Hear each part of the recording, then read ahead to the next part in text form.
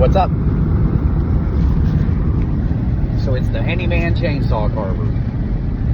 I gave myself that name. It was blood, splinters, and sawdust. But I didn't want anybody to think anything gory, you know. Not that blood's gory, because Jesus' blood saved my life. I just didn't want people to get the wrong idea, even though it was cool. Blood, splinters, and sawdust. It's pretty cool. But as far as business goes, it didn't make sense. So I had to figure another name. I'm thinking, well, I'm a handyman, but there's already a bunch of handymans on YouTube. And I'm a chainsaw carver. And there's a whole bunch of chainsaw carvers on YouTube already either. I mean, two. So let's just put those two together. We're going to be the Handyman chainsaw carver. I'm going to be the handyman. I'm going to be the Handyman chainsaw carver on YouTube.